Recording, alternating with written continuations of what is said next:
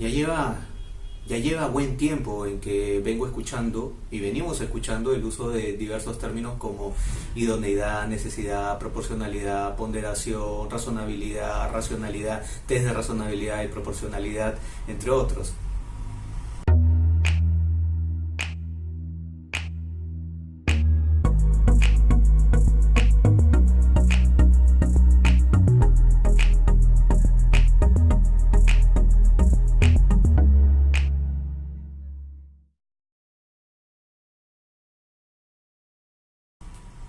Hola, ¿qué tal? Soy Helmut Olivera y el día de hoy quiero un poco aclarar el uso de estos términos. No lo voy a hacer de todo, sino voy a empezar realizando esta aclaración con uno de estos términos, que es el término test de razonabilidad, el cual comprendo que es un método que nos va a permitir analizar la conformidad de una medida específica frente a lo establecido en normas supremas como aquellas que están contenidas en la Constitución Política o en tratados internacionales como en el caso peruano viene a ser la Convención Americana sobre Derechos Humanos.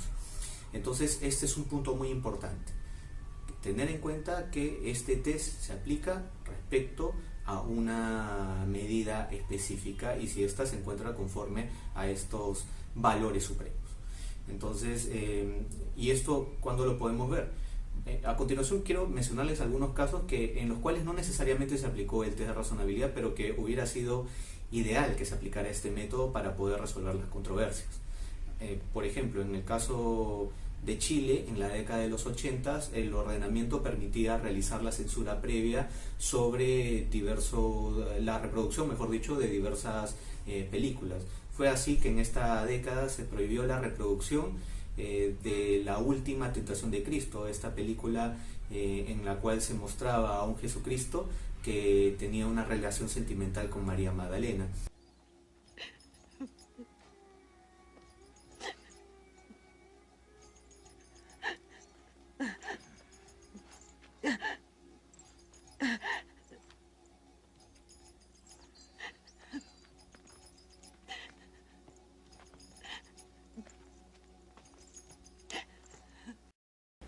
Cuando veo a una mujer me ruborizo y desvío la vista. La deseo, pero no la tomo, por Dios, y eso me enorgullece. Y luego mi orgullo arruina a Magdalena. No robo, no peleo y no mato, no porque no quiera, sino porque tengo miedo. Quiero rebelarme contra ti, contra todo, contra Dios, pero tengo miedo. El órgano competente en Chile en esta década se pronunció en primera instancia para que no se reproduzca esta película.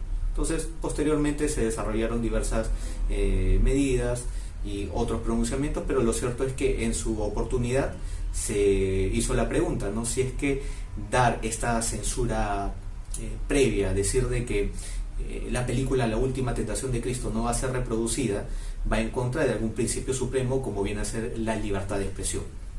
Entonces, en este caso hubiera sido perfecto que, por ejemplo, ¿no?, a nivel de la Corte Interamericana se haya podido realizar la aplicación del test de razonabilidad, porque hablamos de una medida que viene a ser la prohibición de no reproducción de esta película y analizar si es que esta se encuentra conforme a valores supremos como la libertad de expresión. Otro caso podemos verlo aquí en Perú, ¿no? En la década de los 90 había un médico adventista del séptimo día, el cual desarrollaba sus labores conforme a sus creencias, toda vez que no laboraba los días sábados en la institución médica pública. Sin embargo, un cambio en la administración hizo que se le ordenara que trabajara incluso los días sábados. Entonces, frente a esta medida, es decir, que se le exija a un médico adventista del séptimo día que atienda a sus pacientes el día sábado, entonces podríamos preguntarnos si es que esto se encuentra conforme a un valor supremo como viene a ser la libertad de religión. Entonces, frente a esta situación, hubiera sido también interesante que se aplicara el llamado test de razonabilidad. Pero la pregunta es: ¿y cómo aplicamos el test de razonabilidad? Para aplicar este test, que considero que es importante que tomemos en cuenta algunas cosas, ¿no? Primero, que el test de razonabilidad es un método racional que ha sido usado en varias experiencias, no solo latinoamericana, europea inicialmente. Entonces hay que tomar en cuenta esto, que no es algo que solo pasa en una realidad, sino pasa en múltiples. Y lo otro es que el test de razonabilidad siempre va a operar frente a medidas restrictivas, a analizar estas medidas restrictivas a derecho, como lo acabamos de ver hace un momento, y que va a implicar analizar al menos, a pesar de todas las variables que puedan existir según la experiencia de cada estado, de cada país, va a implicar al menos la aplicación o la consideración de 3 subprincipios. El primer subprincipio viene a ser el principio de idoneidad, el segundo el principio de necesidad y el tercero el principio de proporcionalidad en estricto. Estos, para que una medida restrictiva sea constitucional, debe ser idónea, necesaria y proporcional.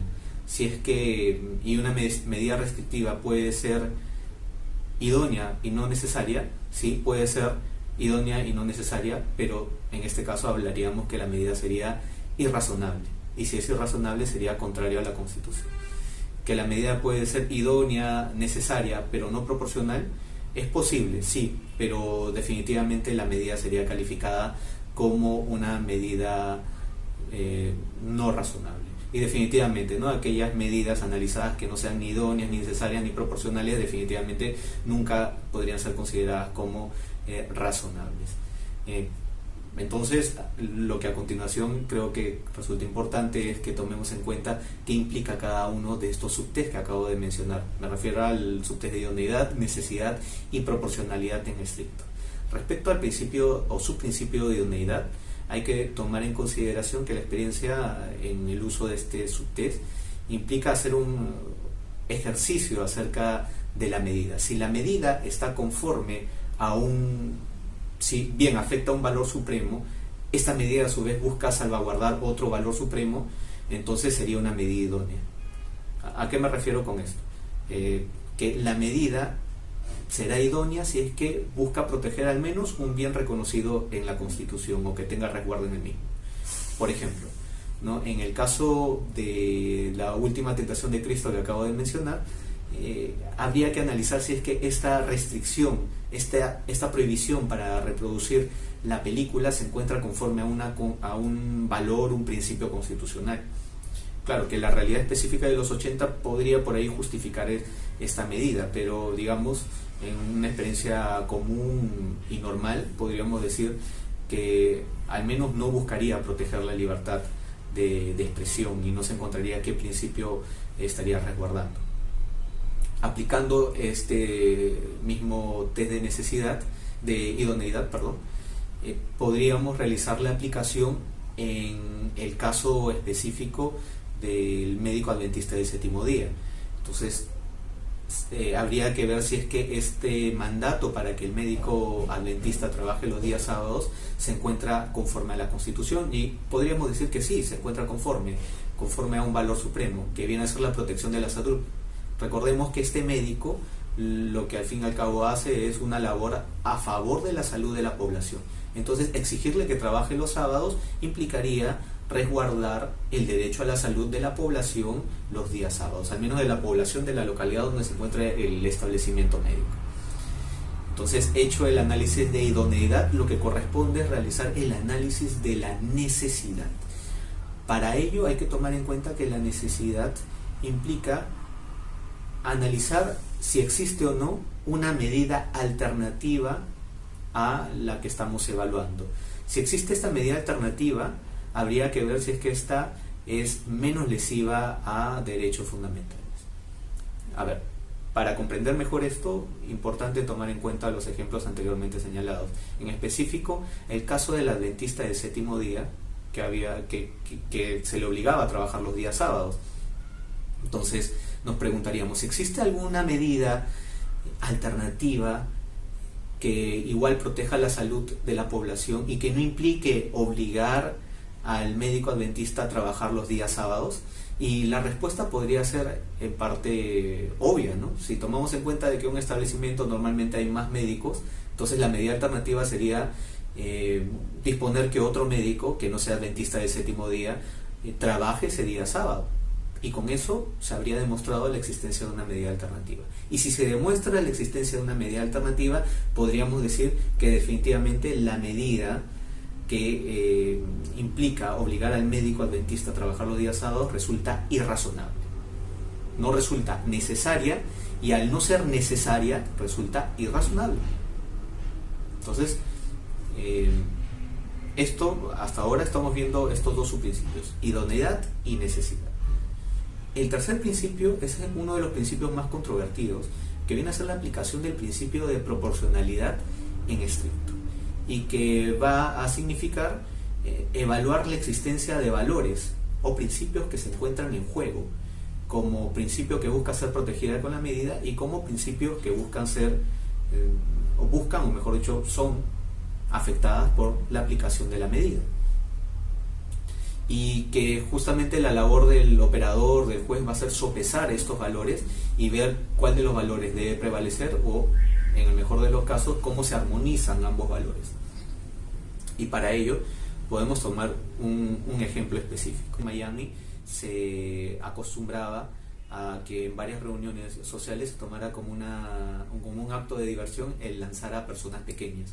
Entonces estas personas pequeñas eran lanzadas y se les pagaba un monto por ello. Entonces estas personas de baja estatura consideraban que eso era una labor. Sin embargo, a la par del lanzamiento de estas personas pequeñas, se daban casos de afectación a la vida e integridad, porque eran lanzadas y por ahí se doblaban el cuello, tenían fracturas, por mencionar algunas cosas negativas de esta labor. Y es por eso que en Miami, en esa década, se prohibió el lanzamiento de estas personas.